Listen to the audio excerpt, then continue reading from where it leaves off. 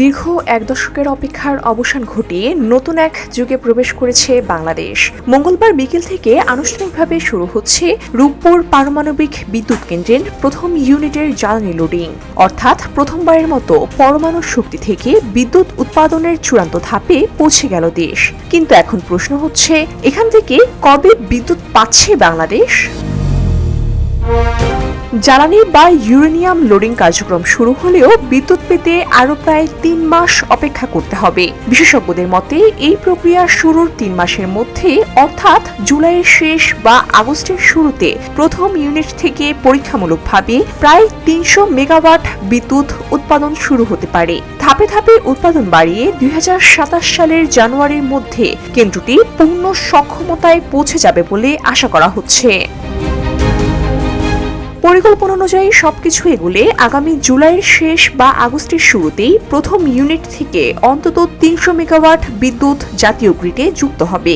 বছরের শেষ নাগাদ বা আগামী বছরের শুরুতে পূর্ণ সক্ষমতায় উৎপাদন শুরু হলে এই ইউনিট থেকে ১২০০ মেগাওয়াট বিদ্যুৎ পাওয়া যাবে বলে জানিয়েছে সংশ্লিষ্ট বিশেষজ্ঞরা।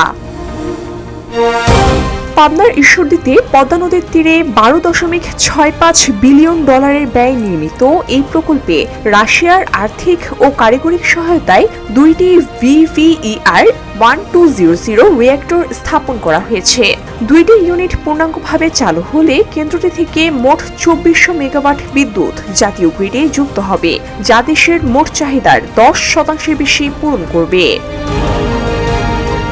বাংলাদেশ পরমাণু শক্তির নিয়ন্ত্রণ কর্তৃপক্ষের চেয়ারম্যান মাহমুদুল হাসান জানান, সব চ্যালেঞ্জ কাটিয়ে ১৬ এপ্রিল কেন্দ্রটিকে ফুয়েল লোডিং এর চূড়ান্ত লাইসেন্স প্রদান করা হয়েছে। বিদ্যুৎ কেন্দ্রটি পরিচালনার জন্য ইতোমধ্যেই দেশে এসেছে ৫২ জন লাইসেন্সধারী বিশেষজ্ঞ এবং রুশ অপারেটরদের সমন্বয়ে একটি দল কাজ শুরু করেছে। এখন প্রশ্ন একটাই, বাংলাদেশ কি সত্যিই জ্বালানি নিরাপত্তার নতুন যুগে প্রবেশ করতে যাচ্ছে? সময়ই বলে দেবে সেই উত্তর।